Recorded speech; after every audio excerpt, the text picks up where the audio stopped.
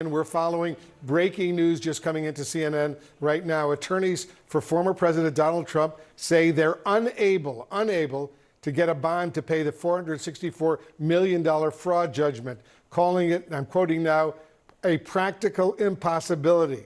CNN's Kara Scannell is joining us from New York right now. Kara, what can you tell us? Walk us through what this means. So Trump's lawyers have informed the appeals court today that they are unable to get anybody, an insurance company, an underwriter, to help them post this bond, the $454 million for Trump alone, the rest to cover his sons. And what they say is that they've approached 30 insurance underwriters, some of these big, gigantic companies that you know, and they say that none of them are willing to do it. As you said, they're calling it a practical impossibility. You know, one of the reasons that they say is an issue here is that some of these insurance companies have internal limits that they won't issue a bond for more than $100 million. March 18th, 2024. The Anchor introduces a filing just received from Trump's legal team directed to the New York Appellate Division. The subject, Trump's attorneys have informed the appeals court that they are unable to post the bond required to stop New York Attorney General Letitia James from seizing his assets while he appeals the Engoron civil fraud judgment. The number in the filing is $464 million. $454 million for Trump himself, the remainder for his sons Don Jr. and Eric. Donald Trump's lawyers say he's been unable to obtain a bond for the $454 million he owes as part of a civil fraud judgment against him, his eldest sons and his company. He's asking a New York State appeals court to pause the judgment against him while he appeals. Well, let's cross live now to New York and speak to our North America correspondent, Neda Tawfik, who is there for us. Neda, what exactly is this all about? Yeah, well, Miriam, when Donald Trump was ordered to pay these massive amounts in 2 consecutive civil judgments, many questioned if he had the cash to do it. Now, earlier this month, he did post a $91.6 million bond in the E. Jean Carroll defamation case. But as you said there, today his lawyers have said he's been unable to obtain a bond in the much larger civil business fraud judgment against him. The structure of the problem is this. On February 16, 2024, Judge Arthur Engoron issued his final judgment in the New York civil fraud case. 354-868-68 and Disorg Doc 6. $6 million in prejudgment interest totaling more than $453 million for Trump and an additional approximately $10 million for his sons and Alan Weiselberg. When Trump appealed the judgment on February 26th, a 30-day automatic stay of the judgment took effect, during which James could not yet move to seize assets. That stay expires on March 25th, 2024. To keep the stay in effect past March 25th to stop James from beginning the collection process while the appeal plays out, Trump is required by law to post a bond securing the full judgment amount. The bond is not payment. It is a guarantee proof to the court that if the appeal fails, the money will be there. The bonding company, the shitty, guarantees the judgment amount, charging Trump a fee for the service. If the appeal is lost, the shitty pays the court. If the appeal is won, the judgment is vacated and the shitty pays nothing. This is how the appellate bond system works in every civil case in New York. Well, what are we talking about? Where did this start? Where does this dollar figure come from? Yeah, John, so let's go back to the beginning. This case is the civil lawsuit filed by the New York State Attorney General, Letitia James, against Donald Trump and his companies, alleging, and now having proved, that they overinflated their assets and then used that in order to get loans from banks. Now, the judge returned a verdict for Donald Trump. The verdict was in the amount of $355 million plus interest. You somehow did the math and backed it out, is what gets us to that $450+ million figure. Now, the Attorney General can start collecting on that as of Monday unless Donald Trump posts a bond with the court. Now, let's understand exactly what that means. There's sort of a 2-step calculation going on here. First of all, a bonding company. Usually this is going to be a private company, an insurance company, or a bank. They certify to the court that if Donald Trump does not pay the total amount that he's owed after his appeal, we are good for it. We will cover him. Now, in order for them to make that promise, Donald Trump has to post collateral with the bonding company. That can be cash, that can be other assets. Now, Donald Trump has been unable to do that so far, and hence, if we get to Monday and he's not posted a bond, Letitia James can start collecting. The problem is size.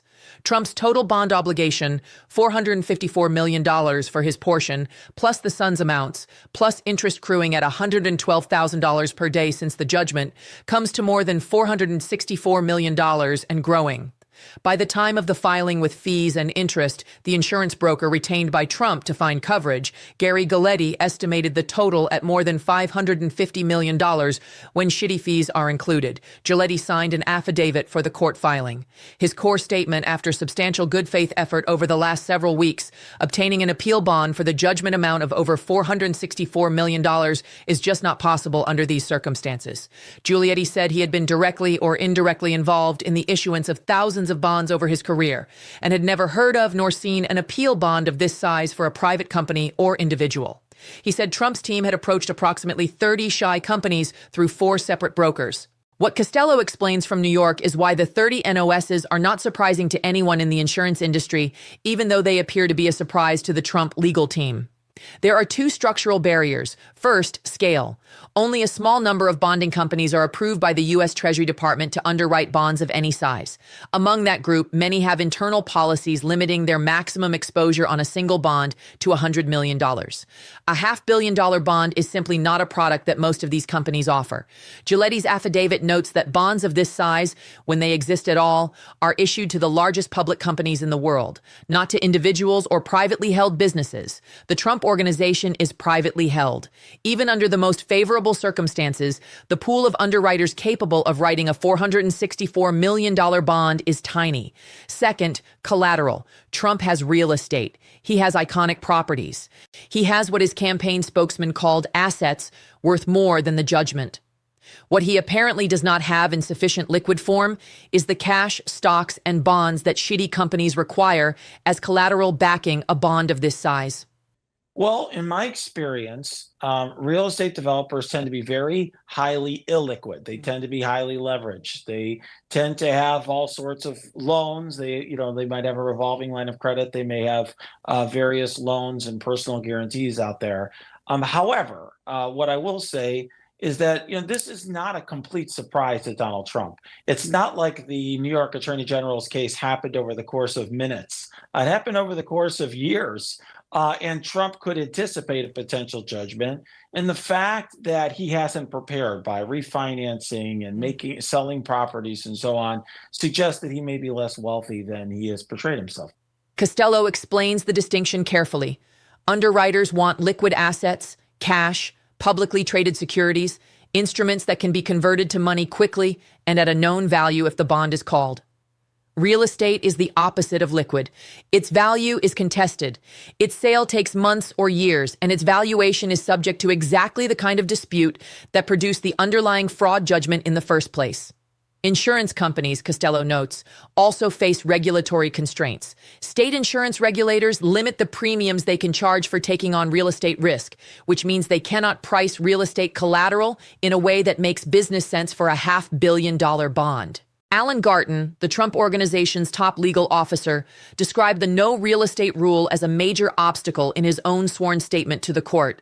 And some of the biggest names that you can think of in the insurance world also will not underwrite a bond and take property, which is what Trump has to put up. They want cash. They want securities, stocks, bonds, something that is what's a liquid, easy to sell asset. They don't want property. And so that is the problem that Trump has run into in trying to come up with this massive amount of money, $500 million. These bond companies too, they also want their own, I guess you could call it, insurance on it. They want extra money than just what the bond is so that they can, cover this as it plays out. This bond is to stop the New York Attorney General's office from seizing the property while the appeal of the judgment and the case goes forward. So they've been asking, the Trump's team has been asking the appeals court to allow them to not have to post this bond until the appeal is over.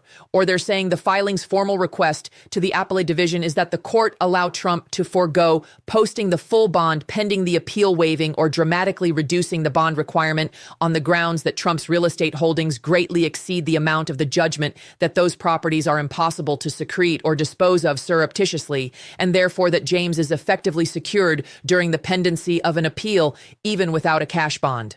This is a legal argument with some surface plausibility. If the properties exist, cannot be hidden, and are worth more than the judgment.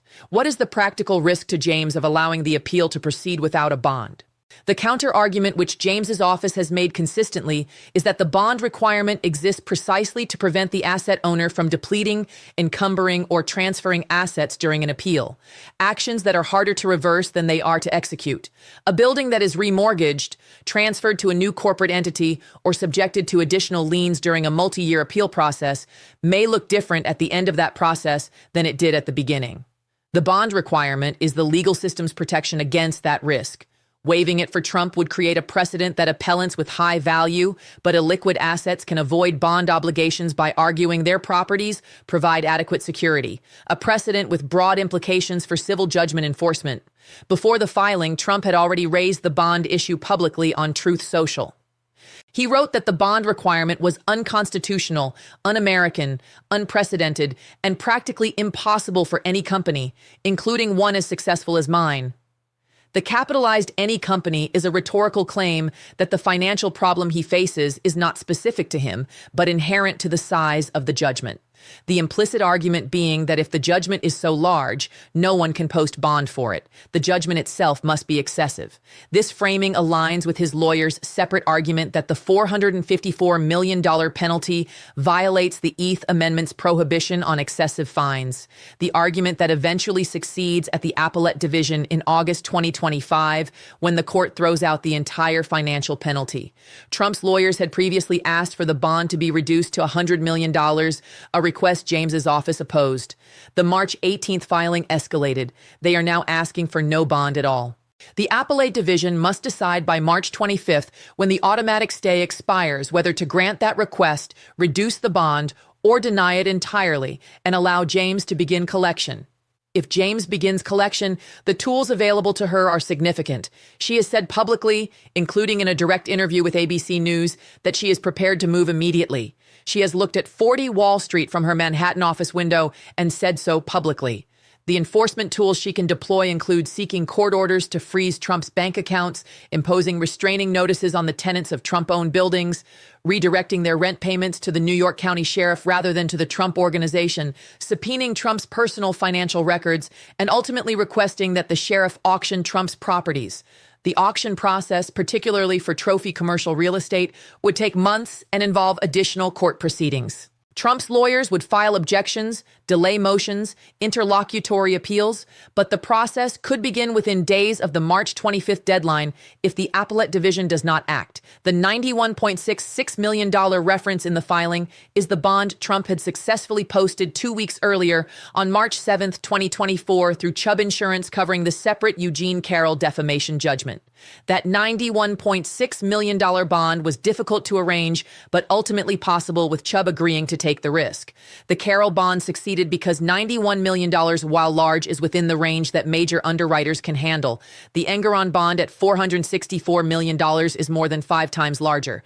Chubb, according to Alan Garton's sworn statement, explicitly told the Trump Organization that it could not write the Engeron bond. It was beyond their capacity. The Carroll bond was the ceiling, not a template for what was possible at higher amounts. The structural paradox at the center of the filing is one that Costello's reporting frames precisely. Trump has real estate assets he claims are worth billions of dollars. He has told courts, banks, and insurers for decades that his properties are worth enormous sums. And yet, in the moment when he most needs those asset valuations to function as financial instruments, as collateral for a bond, as security for a $500 million judgment, they cannot be converted to cash or accepted as security by the insurance market. The man who spent years inflating his asset values on financial statements is now in a situation where those inflated assets, even if accepted at face value, cannot serve the financial function he needs them to serve. The judgment he is trying to appeal was the consequence of using inflated valuations to obtain favorable financial treatment. The bond crisis is, in a structural sense, the consequence of the same underlying illiquidity that made the fraud possible. If Trump had genuinely liquid assets matching his stated net worth, he would not be in this position. Letitia James, in her ABC News interview, was precise and direct. We are prepared to make sure that the judgment is paid to New Yorkers. And yes, I look at 40 Wall Street each and every day. The image is deliberate. 40 Wall Street, Trump's lower Manhattan office tower, a building he has owned since 1995 and used as a flagship of his New York real estate portfolio, sits within sight of the New York Attorney General's office. James is saying, I can see it. I know where it is. I am watching.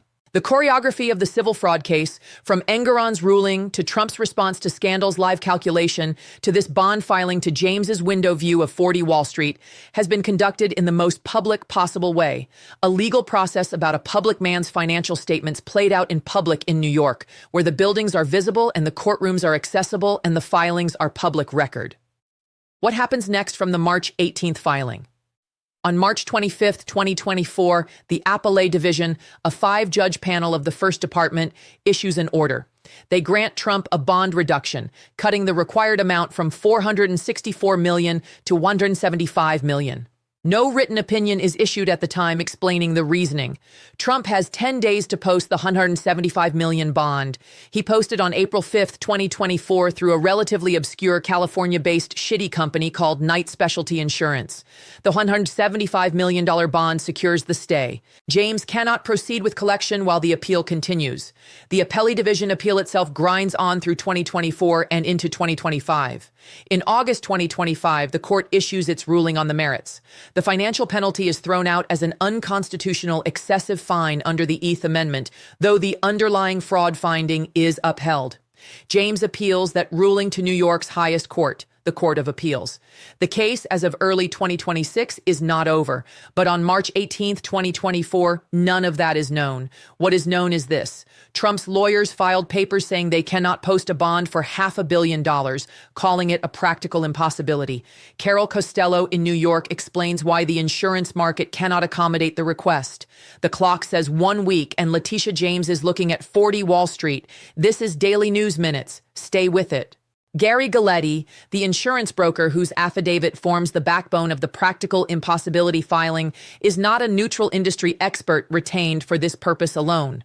He testified as an expert witness for Trump during the civil fraud trial itself. He is, according to Judge Engoron's own finding in the trial record, a close personal friend of Trump's who has a financial interest in the outcome of the case. The trial judge specifically noted this in his ruling as a reason to view Galletti's expert testimony with skepticism. Now, the same broker who gave expert testimony for Trump at trial is providing a sworn affidavit for the bond filing. The same man with the same established personal relationship making the same kind of argument about the impossibility of Trump's financial situation. This is not automatically disqualifying. A broker who knows Trump's financial situation in detail is in one sense precisely the right person to testify about the market's response to a bond request, but the circularity is notable. The expert saying no one will write the bond is the person Trump brought in to try to get the bond written, who also happens to be a close personal friend of Trump's with a financial interest in the appeal succeeding. The regulatory structure of the shy bond market, which Costello's report touches on, and which explains the $100 million cap problem, is worth laying out in full because it illuminates why the crisis is structural rather than a function of Trump's particular unpopularity with insurers. The U.S. Treasury Department maintains a list of approved corporate shitties, companies authorized to write bonds for federal proceedings. States have their own approval processes. For a civil judgment as large as Engoron, the bond would need to go through the highest tier of Treasury-approved companies. Among those companies, the practical limit on a single bond exposure is typically set by internal risk management policies. Companies that will write bonds up to a certain size as a matter of standard practice and decline beyond that, because the concentration of risk in a single obligation creates regulatory and solvency concerns. Insurance regulators require companies to maintain sufficient reserves to cover their obligations. A $500 million single bond exposure requires an enormous reserve commitment. And for most shitty companies, the economics simply don't work. For publicly traded corporations, the Fortune 500 companies that Giulietti references, very large appeal bonds can occasionally be written because those companies have transparent public financials, liquid publicly traded stock that can serve as collateral, and ratings agencies that certify their creditworthiness. The collateral problem is solved by stock. A publicly traded company can post shares as security for a bond because shares are liquid and their value is established by market trading. Every business day. Trump's business is privately held. Its assets are real estate. Real estate as a bond collateral type fails on both dimensions. It is illiquid, cannot be sold quickly at a certain price, and its value is contested. The anger and judgment was literally about the fact that Trump's real estate values had been fraudulently inflated. An underwriter being asked to accept Trump's real estate as collateral for a $464 million bond is being asked to accept as security the exact assets whose valuation was the subject of the lawsuit. Assets that a court has just found were systematically overvalued in financial statements. The conflict is almost poetic. The assets that generated the fraud judgment cannot serve as collateral for the bond that would stay enforcement of that judgment because their value is precisely what is in dispute. The Trump Organization's corporate structure adds a further layer of complexity to any collection or enforcement scenario. Trump's real estate holdings are owned through an intricate network of limited liability companies, separate LLCs for each property, with holding companies above them, managed entities, partnership interests, and leasehold structures. 40 Wall Street, for instance, is a leasehold arrangement. Trump holds a long-term lease on the building rather than owning it outright, which means any sheriff's enforcement action would need to deal with the leasehold interest rather than the fee simple ownership. Mar-a-Lago operates under deed restrictions that limit its use and assailable value. Trump Tower's commercial floors are held through structures that separate the retail from the residential from the management company. Any collection process, even after an appellate court affirmed the judgment, what would require navigation of this corporate maze? You can't just say, it's Trump Tower, so I'm going to take it. One New York judgment enforcement attorney told ABC News, the legal architecture that Trump used for decades to manage assets and limit liability is in this moment both an obstacle to collection and a partial explanation for why he cannot produce liquid assets adequate to a $464 million bond. Trump's public claim throughout this period stated, in truth, social posts, in statements from his campaign, and in statements from his lawyers, is that he has hundreds of millions of dollars in cash. Specifically, in the period of the trial and the judgment, Trump repeatedly asserted he was sitting on $400 million or more in liquid assets. If this is true, if Trump genuinely had $400 million in cash or cash equivalents, the bond crisis should not have existed. A man with $400 million in cash can post a $454 million bond through a shy company that takes the cash as collateral or can simply pay the judgment directly. The fact that he is filing papers saying a $464 million bond is a practical impossibility is at minimum in tension with his stated cash position. His lawyer's explanation that the cash exists, but that no underwriter will take his real estate sidesteps the obvious question of why the cash itself, if it exists, cannot serve as collateral for the bond. The answer, apparently, is that his $400 million in claimed cash would not cover the full $464 million plus the Sheikh's fees and reserve requirements, which Giuliani estimated would push the total past $550 million. The gap between $400 million and $550 million is real. But it also raises the question of whether the $400 million cash claim was itself accurate. A question that goes to the heart of the underlying fraud case, which was about the accuracy of Trump's representations about his financial position. The Carroll comparison is relevant, and the filing itself invokes it. The $91.66 million bond Trump posted through Chubb to stay the E. Jean Carroll defamation judgment was the largest bond Chubb was willing to write for Trump in that period. Alan Garton's sworn statement in the Engoron bond filing confirms that Chubb explicitly told the Trump Organization it could not write the Engoron bond. The Carroll bond had exhausted Chubb's appetite for Trump exposure. This detail matters because it reveals the ceiling. Even Trump's most successful recent bonding relationship had a limit that the Engoron judgment blew past immediately. The Carroll judgment at $83.3 million was on its own a historically large defamation award. Engoron is more than 5 times larger. The insurance market, which accommodated the Carroll judgment at the outer edge of what it could manage, simply cannot scale to Engoron. The broader story of what the bond crisis means for Trump's claim to be a successful billionaire is a story the legal proceedings have been telling in detail since 2022, and that this filing crystallizes.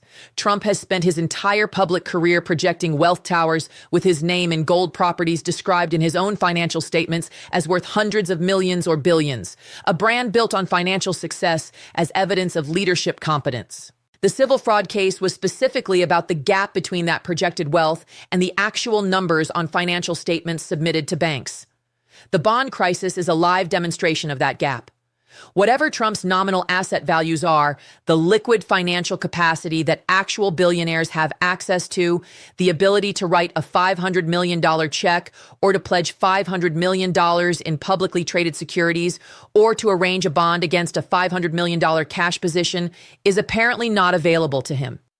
The insurance market, which is in the business of assessing real financial capacity rather than nominal valuations, has responded with 30 consecutive rejections. The outcome that eventually resolves the crisis. The appellate division reducing the bond to $175 million and Trump posting that amount through Knight Specialty Insurance is a temporary solution to a structural problem. Knight Specialty is not one of the major insurance companies Gileadi was approaching. It is a smaller California-based specialty insurer. Its willingness to write the $175 million bond on terms that have not been fully made public is either a testament to Knight's risk appetite or, as some insurance industry analysts noted at the time, a reflection of the reduced amount, making the risk manageable where the full amount was not. The $175 million reduction, cutting the required bond by more than $280 million with no written explanation from the court, was itself legally unusual. Courts reducing bond requirements by that magnitude in high-profile cases typically issue written opinions explaining the basis for the reduction. The First Department's order was silent on its reasoning. The practical effect? Trump's asset seizure was avoided. The appeal could proceed and the clock continued to run. Carol Costello, reporting from New York on March 18, 2024, is standing at the beginning of a week that will determine whether the most significant civil fraud judgment ever entered against an American politician can actually be collected. She explains the bond market, the collateral problem, the 30 rejections, and the March 25 deadline. The filing is a legal document, but it is also a financial portrait of a man who has always claimed to have more money than anyone could count, facing a bill he says he cannot pay. This is Daily News Minutes. Stay with it.